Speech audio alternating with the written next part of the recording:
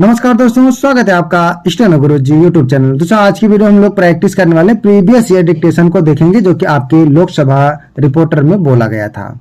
ठीक है, 160 वाला डिक्टेशन होगा ये। अभी आपका 140 वाला भी मिलेगा। फिलहाल अभी हम लोग 160 वाले डिक्टेशन को यहाँ पे प्रैक्टिस करने वाले हैं, क्योंकि बहुत सारे लोगों ने अपना स्किल टेस्ट छोड़ दिया था, तो उनको भी ये मौका मिल जाएगा कि अगर उनको ऐसा मैटर मिलता तो क्या वो 5% के अंदर मिस्टेक कर पाते या क्वालिफाई कर पाते या नहीं कर पाते। तो इस टेस्ट को देख के वो भी अपना अनुमान लगा पाएंगे। 160 शब्द प्रति मिनट की स्पीड से रहेगा।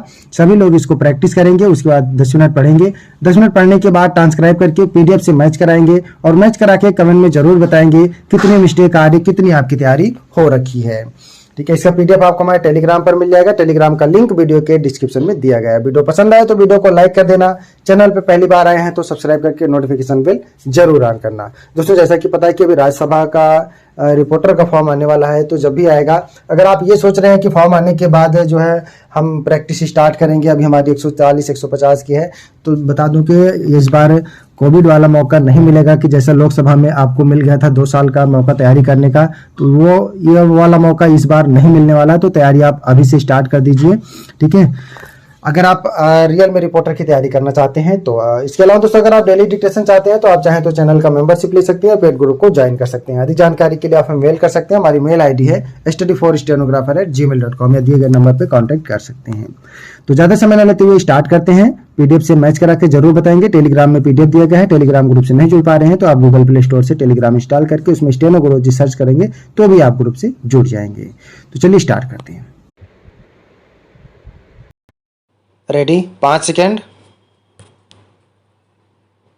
स्टार्ट। माननीय अध्यक्ष महोदय, मैं कृषि मंत्रालय की मांगों का समर्थन करती हूं। इसके साथ ही मैं यह कहना चाहती हूं कि इस विषय पर सदन के सदस्यों को बोलने में बहुत कठिनाई हो रही है। कई माननीय सदस्य इस विषय पर बोल चुके हैं। अब अगर किसी महिला को मौका मिला है तो उनको सहानुभूति होनी चाहिए। मैं कहना चाहती हूं कि मैं किसान की लड़की हूं और खेती करने वाले घर में महिलाएं बहुत काम करती हैं। गांव में रहने वाली महिलाओं को खेती का अच्छा अनुभव होता है। खेती करने वाले घरों में औरतें ज़्यादा काम करती हैं, इसलिए उनको हर सुविधा मिलनी चाहिए। सभापति जी, हमारे प्रदेश में इस वर्ष पानी बहुत कम वर्षा है। वर्षा बहुत कम हुई है। वर्षा कम होने की वजह से फसल बहुत कम हुई है। मेरा माननीय मंत्री जी से प्रार्थना है कि किसानों का इस वर्ष का लगान बिल्कुल माफ़ कर दिया जाना चाहिए। उनसे इस वर्ष लगान बिल्कुल नहीं लिया जाना चाहिए। मैं यह अनुरोध इसलिए कर रही हूं क्योंकि किसानों ने ज़्यादा बीज डाला था, लेकिन गेहूं की फसल बहुत ही कम हुई है। किसान रो रहे हैं, उनको कोई सुविधा नहीं मिल रही है। उनका इस वर्ष का लगान माफ़ कर दिया जाना चाहिए। मेरा निवेदन है कि आप गेहूं की कीमत निर्धारित कर दें। किसान के गोदाम में जब गल्ला आता है और उसको जब वह बाज़ार में ले जाता है तो वहाँ व्यापारी लोग उसको कम कीमत में खरीद लेते हैं और अपने गोदाम भर लेते हैं। जब साल की शुरुआत होती है तो वे उस समय 2 गुने या उससे भी अधिक दामों पर बेचते हैं। किसानों को व्यापारी लोग कम पैसे देकर तंग कर रहे हैं। जो किसान पूरे देश का पेट भरते हैं, आज वे परेशान हैं। किसानों के घर में कुछ नहीं बचता है। हमारे कृषि मंत्री जी को सोचना चाहिए कि फसल आने के पहले वह दाम निर्धारित कर दें, ताकि किसान का गल्ला कम दामों में न बिकने पाए। आज लोगों को बहुत दिक्कतों और परेशानियों का सामना करना पड़ रहा है।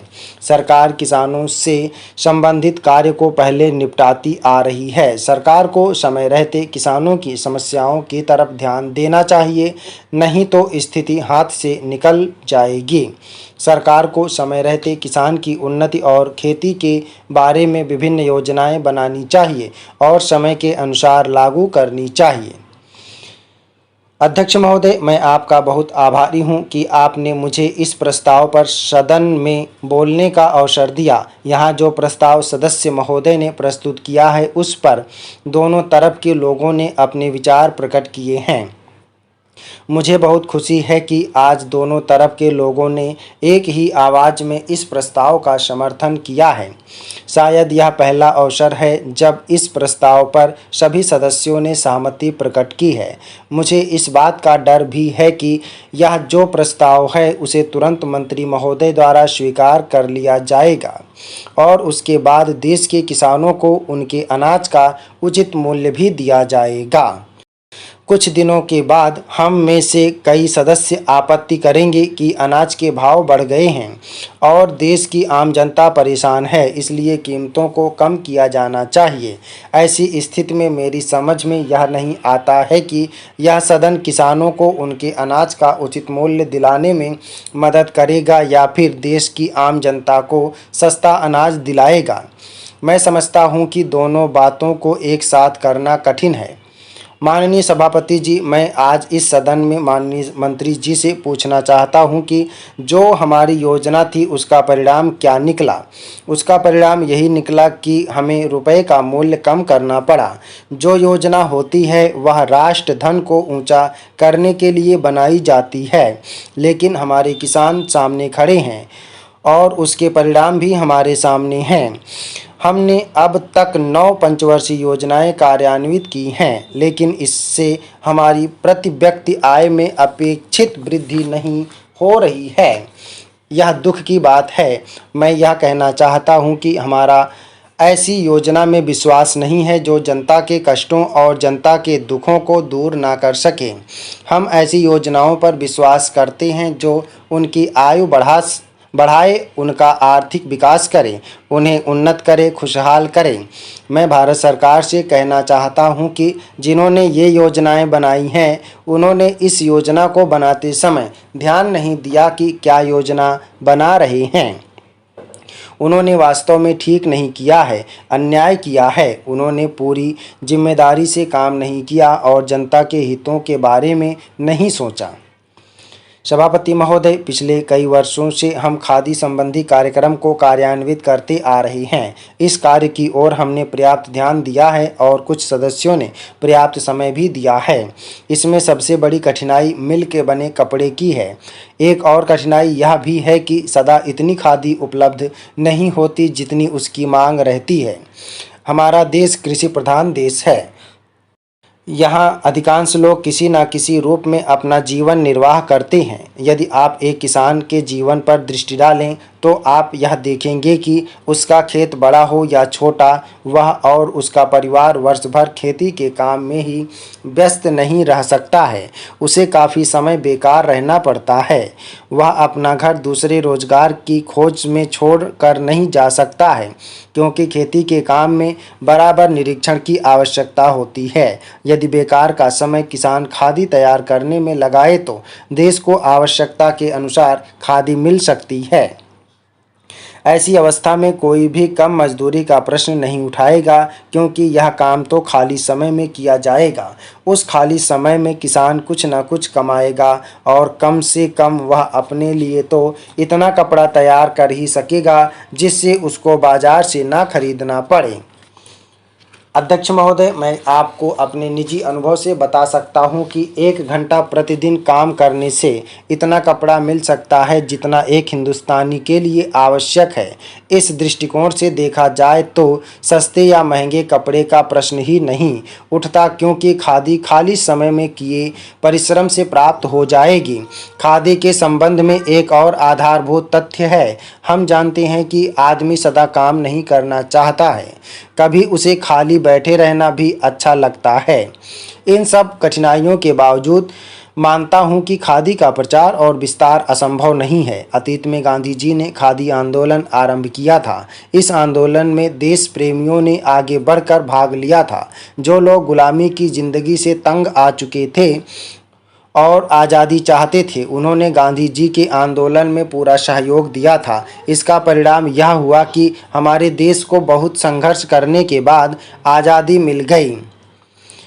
माननीय सभापति महोदय, यहाँ पर देश के विकास के संबंध में बहुत बातें कही जा रही हैं। उस समय हमारे देश के प्रशासन से इसका कोई संबंध नहीं था, क्योंकि तब अंग्रेजी राज्य था। आज मैं इस अवसर पर आप सबके साथ सम्मिलित हो सका, इसे मैं अपने लिए सौभाग्य मानता हूँ।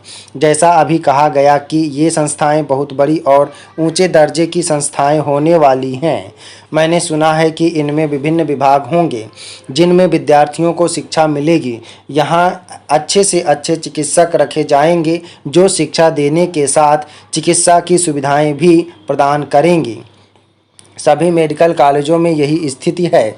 जो वहाँ पढ़ाते हैं वे रोगियों को भी देखते हैं। वहाँ पढ़ने वाले विद्यार्थी भी पढ़ने के साथ रोगियों को देखते हैं। जिस संस्था में जितने अच्छे शिक्षक होंगे उस संस्था से विद्यार्थी भी उतने ही अच्छे निकलेंगे। जहाँ जितनी अधिक सुविधाएं होंगी उन संस्थाओं से लोग उतना ही अधिक लाभ उठा सकेंगे। माननीय अध्यक्ष महोदय, यह आश्चर्य की बात है और सही बात है कि संसार विज्ञान में बहुत प्रगति कर रहा है। पिछले जो युद्ध हुए उनमें जहां एक ओर अधिक से अधिक घातक यंत्र तैयार हुए, वहीं दूसरी ओर औषधियों के निर्माण में उन्नति हुई। इसका नतीजा यह हुआ कि जो रोग पहले असाध्य समझे जाते थे वे नियंत्रण में आ गए। इसका अर्थ यह है कि विज्ञान की प्रगति में कोई दोष नहीं है। इस प्रगति से जो जैसा लाभ उठाना चाहे उठा सकता है। यह आश्चर्य और दुख की बात है कि जहां एक ओर विज्ञान द्वारा इतने लोगों को भयंकर रोगों से मुक्ति मिल रही है, वहीं दूसरी ओर लोगों का जीवन संकटमय हो गया है। हम चाहते हैं कि हमारे देश के वैज्ञानिक इस बात को सदा ध्यान में रखें कि यदि विज्ञान का कुछ अर्थ हो सकता है तो वह सेवा होना चाहिए। इसी भावना से काम करने पर ही हमारा देश तरक्की करेगा, आगे बढ़ेगा। माननीय सभापति जी, अभी हमारे किसी सदस्य ने कहा कि हमारे गृह मंत्री जी जहां भी गए हैं उन्होंने इसी बात का उल्लेख किया है। उनका कहना ठीक है, इसमें कोई हर्ज नहीं है। मुझे इस कार्य से पूरी तसल्ली है, लेकिन देश की जनता यह समझ ले कि सिर्फ मांग करने से ही काम चल जाएगा, यह एक बेकार चीज़ होगी। समाप्त। ओके दोस्तों, आप लोग इसको प्रैक्टिस करिएगा। सभी लोग मैटर को प्रैक्टिस और ट्रांसक्राइब करेंगे। पीडीएफ इसका टेलीग्राम पर मिल जाएगा। टेलीग्राम का लिंक भी डिस्क्रिप्शन में दिया गया है। ये आपके लोकसभा रिपोर्टर में 160 की स्पीड से बोला गया मैटर है, ठीक है। सेम यही मैटर बोला गया था आपको लोकसभा रिपोर्टर में जो अभी एग्जाम हुआ था। 160 शब्द प्रति मिनट की स्पीड से है। सभी लोग इसको प्रैक्टिस करेंगे। उम्मीद है कि दोस्तों वीडियो आपको पसंद आया होगा, तो वीडियो को लाइक कर देना और अगर अभी तक आपने हमारे चैनल को सब्सक्राइब नहीं किया तो प्लीज़ सब्सक्राइब करके नोटिफिकेशन बेल ऑन करना। और दोस्तों, अगर आप डेली डिस्कशन चाहते हैं तो आप चाहें तो चैनल का मेंबरशिप ले सकते हैं या हमारे पेड ग्रुप को ज्वाइन कर सकते हैं। अधिक जानकारी के लिए आप हमें मेल कर सकते हैं। हमारी मेल ID है studyforstenographer@gmail.com। अपना बहुमूल्य सुझाव हमें कमेंट बॉक्स में जरूर देना। वीडियो को पूरा देखने के लिए बहुत बहुत धन्यवाद। Thanks for watching. जय हिंद, जय भारत।